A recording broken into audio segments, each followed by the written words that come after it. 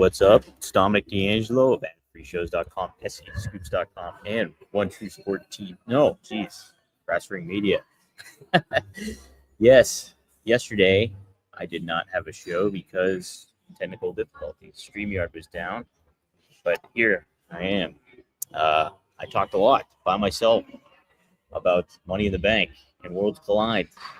Now let's talk about it today, in addition to Raw and things like that. So overall, if you didn't get my take, I do another show, Brass Ring Media. I do a daily hotline, so I do a little thing that brings that up and talk about a little bit of that. But overall, I thought what a successful weekend it was for WWE when it comes to their PLEs and giving an alternative perspective when it comes to when worlds collide. It's a very felt. I don't know if anybody else felt like this, but I felt like Worlds Collide provided almost an NXT identity back in 2013, something to kind of choose differently from. You still have the WWE aesthetic to it all, but there's also the spin of AAA, and so they kept true to that. So I liked it a lot, and I thought Money in the Bank. What I did add too was that I think the Money in the Bank concept itself, the ladder match and everything, is kind of worn thin. I think they need to change it up. And I guess I'll lean into that a little bit today, too, with what they're doing with the King and Queen of the Ring here. But let's give some shout-outs to some folks here in the chat. Robert will be back likely tomorrow. He has to catch up on all this wrestling that he missed up. So Ron Ward says, Dom, you should just shave Razor's head and pretend it's Robert. Oh, Jake, it was totally StreamYard. It was 100% because I was watching another show and they had the same issues around the same time I did when I went back and watched it. So fully StreamYard. It was, listen, I will take complete onus when it is my fault, but yesterday was not my fault. I promise you that. Hi to Tony Gong. Cammy filled him in on my damn it Dom moment yesterday. Great. Nonprofit says go Oilers. I have not watched a look at the Stanley Cup this time around, unfortunately. So just been too dang busy. Triple E says Raw was good. Coach didn't even show up to his Raw post show. Robert, did you work at WWE or Chris Angel when he performed? I don't want to ask him about that. I am not replacing Sly as the lead singer of the Stones, Family Stones. Yeah, R.I.P. to Sly. Man, what a legend too. Very much transformed a lot of music, stuff like that when it comes to that band and everything. The Guana over Cena at SummerSlam says nonprofit. Jacket later revealed she's our truth. Yeah, let's get into it. So Raw hailed from Arizona, which I see all Jake was from. Pretty cool one to be at for sure. He also adds that it was hot. It wasn't just because it was 108 degrees. Holy crap. I'll tell you what, I love the heat though, and I want to go to Arizona. It's on my bucket list. But yeah, kicked off with Cena, kicked off with CM Punk, and we got a match. Night of Champions. CM Punk taking on John Cena. And, you know, people are giving CM Punk a hard time for some previous comments about going to Saudi Arabia, and now he is going to Saudi Arabia. Look, you're in a WWE corporate landscape. You're going to do what the aspect is. I don't think you should get that much of a hard time for what he said previously.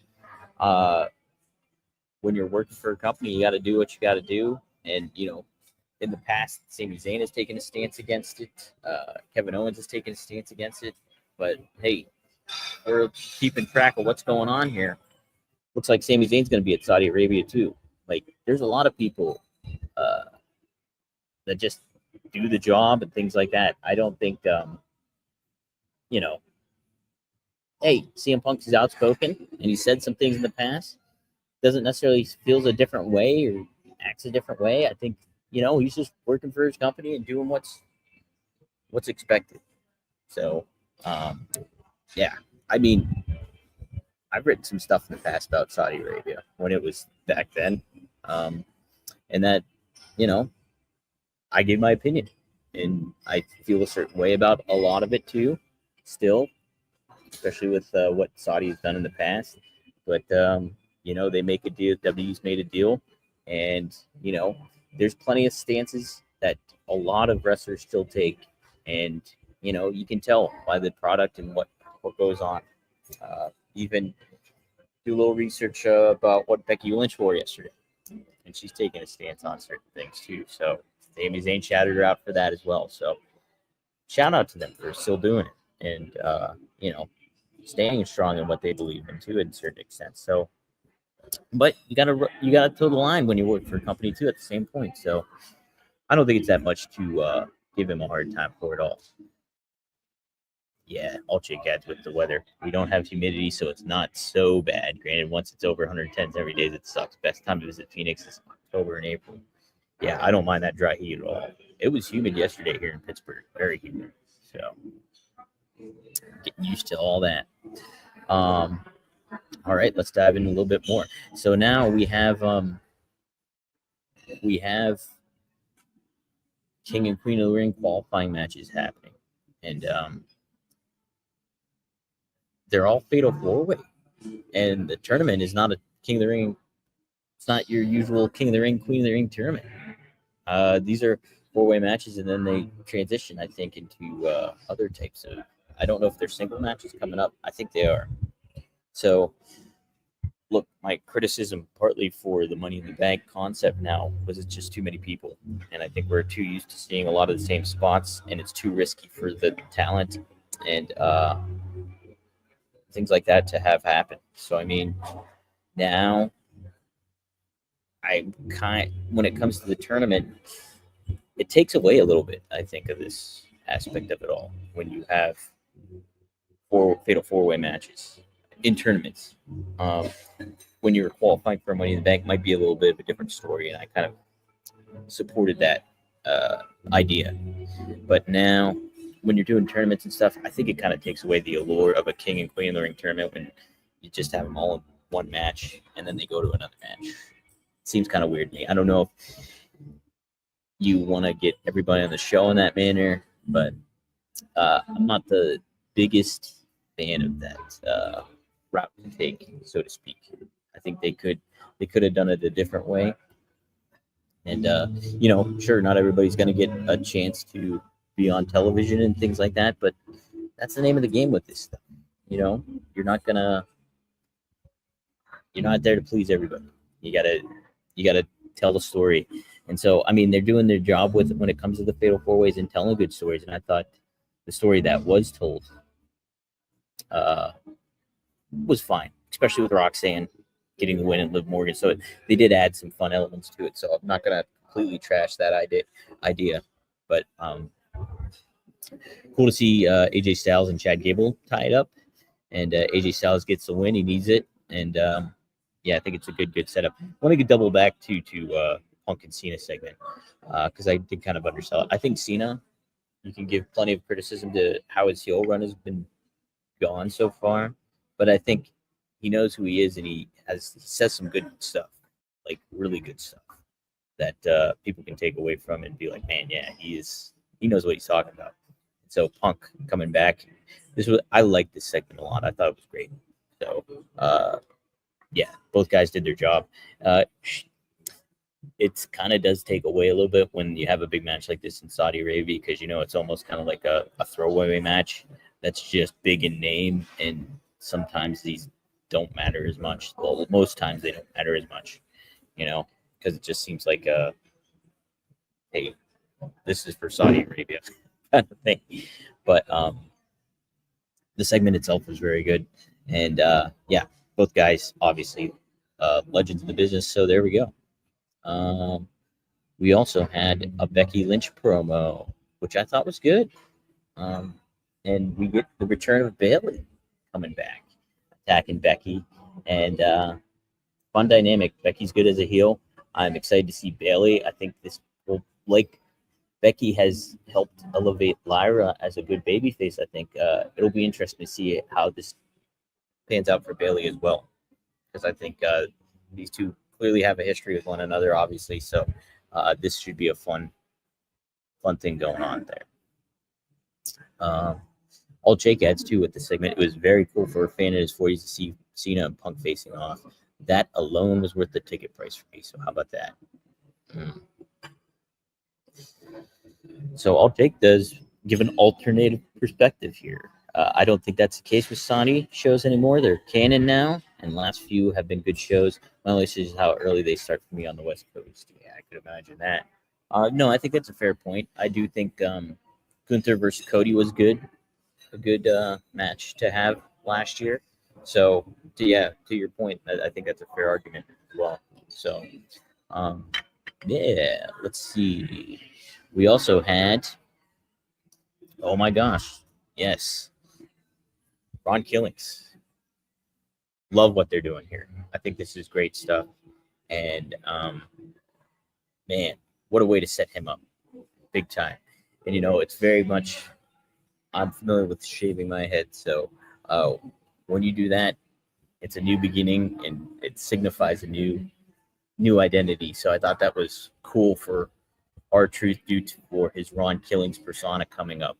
Really excited to see what they do with this, because I think you can have this gives you a whole new guy to play off of, storylines to build, certain things to kind of elevate, not just him but other people. Like you can tell some really really cool story. Nonprofit says, "Where's the Carlito chance?" I think. See, the thing with Carlito is I think everybody kind of knew what his lane was this current run of his. He played the comedic role, and I don't think there was much of a disservice felt with him because he wasn't as in big of a storyline at the moment. Al Snow made a good point where he said, if R-Truth got released, say like 6 months ago, would people have been made such a big deal about it?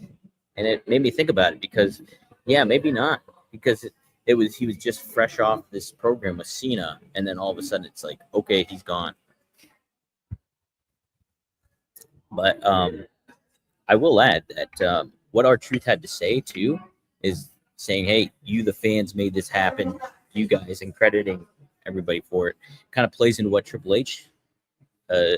H's reaction at the media scrum was too. He's like, Harry, you enjoy the story? I'll enjoy the story. And I think that was part what R-Truth was telling. So if Triple H was to say like, oh yeah, it was all, we had to pivot, everything like that, I think it might have kind of, in a way, taken away from what R-Truth, crediting the fans and everything like that when it comes to Monday Night Raw. But cool stuff. Really excited to see what they do with Ron Killings here. This is what I wanted to see outside of WWE, and here we're going to get it inside of WWE. So I like it. Ron Warren says, assuming the whole thing isn't one big work, the program with Cena was a lovely parting gift, or it was supposed to be. Yeah, I agree with you there too, Ron. I don't think it was a work. I think that he was going to go, but yeah, I thought it was fine too, and I was like, oh man, I'm excited to see what he does outside. But they pivoted, and I think it's great that they pivoted. I do. I know crowd's about to hijack every show. Look, I think you pick and choose when to pivot based off of crowd reaction, and I think it is. I think what they did was totally fine. Alt Jake does think it was a work. I do not whatsoever. I don't think it was. I think they were letting him go, and that was it. And I think them bringing him back, it was a pivot. I think they were going to move away from it. So, but hey, that's been the conflicting thing.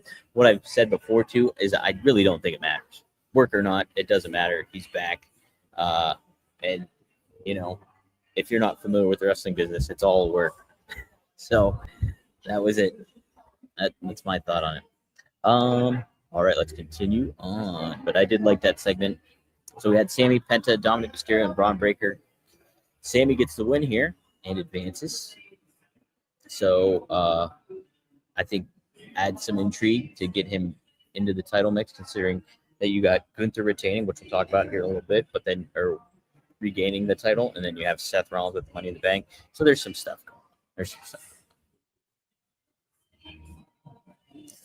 Nonprofit says he was looking forward to Ron Killings versus MJF. I don't know if we're gonna get that. I thought maybe we would see Ron Killings in TNA before we'd see him in AEW, but who knows? Who knows? Look, if Truth was to go to AEW, I don't know how much he would get used in the ring. To be honest, I think that would have been a little bit more chaotic. I'm intrigued to see how WWE handles him here. Yeah, Wrestling Old Head also adds throwing R-Truth out there against JC Mateo get squashed would have been odd if it was a work. I agree. But Jake, man, fires back. Why? Gets JC over the heel, and Truth lost nothing from the loss. Yeah, I could kind of see that, but I don't know. I don't think it was worth it. Going on. Nikki Bella returns. Yeah, I think it's cool and interesting, especially in advance of Evolution. So they're setting some things up here with Liv Morgan, and I think these are going to be two good dance partners for one another. So pretty neat stuff.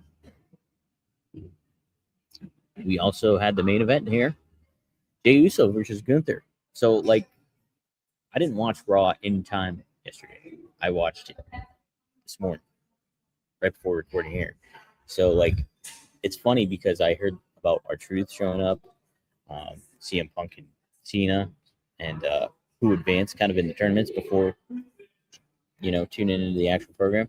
I had no idea that Gunther won. So me seeing him regain the title at the end was a surprise, but a pleasant surprise because I think they've kind of handled Gunther like kind of oddly these past couple months after losing the championship. And so getting him back in the foray as your champion, I think is important. So I think they did him justice, and I'm interested to see what happens next and where they go with this. Jake is firing back. He says, "I'm sorry, I don't trust the reporting anymore. The sheets are 0 for 2025 when it comes to WWE." Yeah, I think WWE certainly has a way of how they work the dirt sheets and sometimes, but also at the same time too, not all of that goes away, like where you get reports and stuff like that. So outlets like Fightful and PW Insider, they're usually pretty spot on when it comes to all this stuff. So if they're putting their sources to use and getting the information from consistent sources over the course of time, I can't imagine that kind of necessarily pivoting too much at the same time too. So I'm sure there's a little bit of give and take with that though, too. So Tony Khan, as I see it as Jay's Rocky 3 moment, he'll win it back at SummerSlam and Seth will cash in. I hope not. I think it's time to kind of do something different here. Do we really want to see Gunther versus Uso 3? I don't think so. It's just not interesting to me. Not interesting to me, and I think that they can have a better match at SummerSlam with somebody else, maybe Goldberg. I don't know. All Jake says, PW Insider, yes. Fightful, absolutely not. Look, Fightful gets a lot of flack, but a lot of times I think they are very, very spot on. Like, think what you will about Sean Ross Sapp. He's a friend of mine, but I do think they're accurate. They don't. There's a lot of times that they don't get. There's a lot of times they get. Plenty of times they get information right. More often right than wrong. So I just think that the rhetoric around that stuff is, people want to go after Sean Ross Sapp because he's the top guy, and that's comes expected when you're doing your job, stuff like that. But no, I don't. I think they're to be a trusted source. Same with PW Insider, and yeah, you just gotta be careful with some of the other ones. That's it.